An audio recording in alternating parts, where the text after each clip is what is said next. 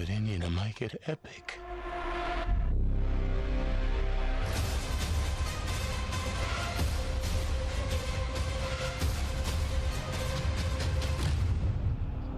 Tu sais qu'il y a eu beaucoup de critiques, notamment sur les effets spéciaux et sur le fait voilà, que ça a pas convaincu les fans de Fury Road qui avaient l'impression d'une redite et tout. Déjà, bon, c'est vrai qu'il y a beaucoup de CGI, par exemple, ce genre de plan. euh, on les a pas dans le découpage du film et c'est une notion extrêmement importante. La plupart des plans là, c'est pas des plans qui se suivent. Donc on n'a pas les raccords. Et les raccords sont hyper importants dans la mise en scène de Miller pour qu'elle soit impressionnante. Là, chaque plan est déconnecté de l'autre, donc on n'a pas la puissance que peuvent conférer les différents raccords, les différents découpages de Miller. Les CGI, je suis persuadé que quand on verra les scènes dans leur entièreté, on les sentira même plus. Parce que on sera à fond dans l'action et dans son découpage, dans ce qu'il raconte. La force de Miller, c'est aussi ses récits. Et la différence notable avec Fury Road pour Furiosa, c'est le fait que ce soit une saga qui se passe sur 15 ans, je crois, hein, si je dis pas de bêtises. Là où Fury Road, c'était quasiment du temps réel. Ça se passait sur 3 jours, un truc comme ça, il y avait une nuit, enfin, on avait quasiment du temps réel. Donc il y a une différence notable. euh, et donc, bah, je pense que toutes ces critiques sont pas fondées.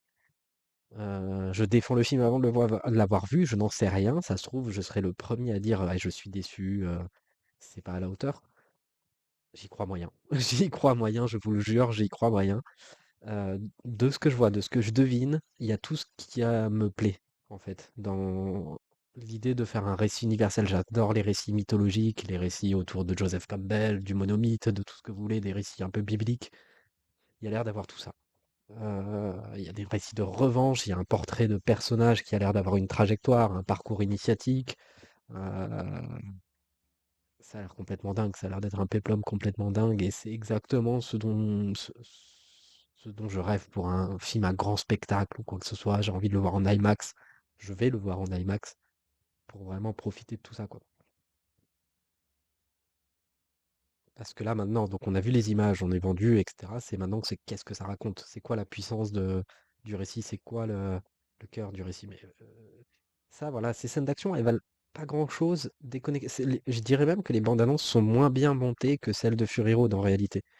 Parce que on a les plans un peu bah voilà, égarés les uns des autres, ça se suit pas forcément, on n'a pas la continuité. Et c'est dans la continuité que ça se fait. Ce plan, oui, qui est pas extraordinaire. Là, on a eu un raccord, mais voilà, on n'a pas la continuité des scènes, on n'a pas. C'est vraiment brouillon, en fait, dans la manière dont c'est monté, dans la bande-annonce. Je pense que c'est ce qui provoque aussi cette espèce de waouh, c'est bizarre, en fait, c'est pas, c'est moins bien. Et je suis assez persuadé que dans le film, il n'y aura pas ces problèmes de montage. D'ailleurs, dans la dernière bande-annonce, ouais, non, elle n'est pas très bien montée, en fait, la bande-annonce. Moi, elle fonctionne, hein, sur moi, il n'y a pas de souci, c'est vendu, c'est survendu.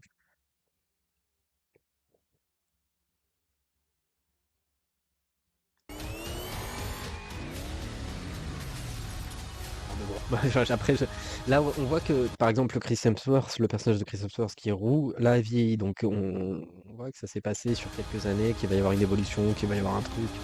Enfin, je suis, j'ai envie d'être comme un gamin qui va se retrouver en disant Père Castor, raconte-moi une histoire. Donc, c'est Père Georges, raconte-moi ton histoire, j'ai envie de l'écouter, j'ai envie de l'entendre. Dans le dernier trailer de Furiosa, d'ailleurs, on a un peu plus de découpage en réel. Là, là, voilà, il me semblait qu'on avait une succession de plans qui était beaucoup plus pertinent.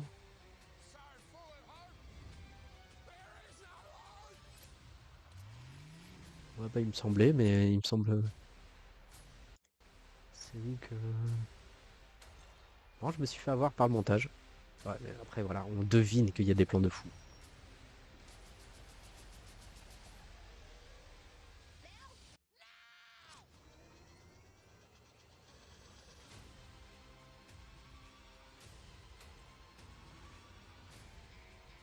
Oui, c'est ça, je me suis fait avoir parce qu'il y avait donc ce raccord-là qui, je pense, est dans la continuité, se répondront. Il y a ce travelling avant vers Furiosa, ce travelling avant vers Demontius.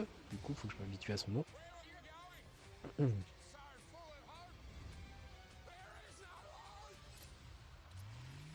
Non, bah, je laissais tomber. Laissez tomber, c'est de la folie furieuse. Ça ressemble au duel final, hein, je suppose.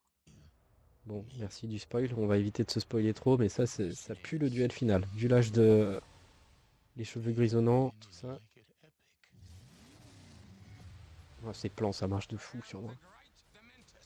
Oui, voilà. Là, on le voit, il est jeune. Là, il est plus jeune.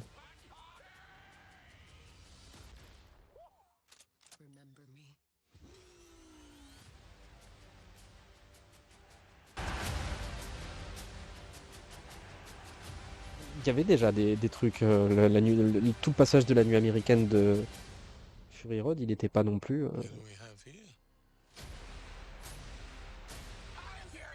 Il y a une espèce de style qui rappelle presque le cinéma muet de Fritz Lang.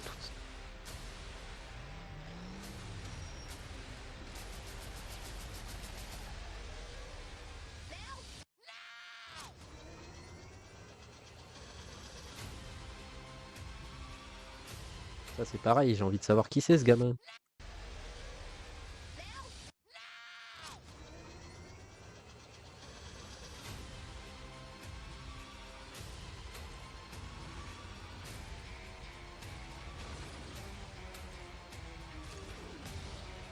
Where are you going? So full of hope. There is no hope. Furiosa, a Mad Max saga. Rated Waouh, R, waouh, waouh. only Bon, readers voilà. 24. Je suis comme un fou. Allez voir Furiosa. Je pense si vous aimez le cinéma.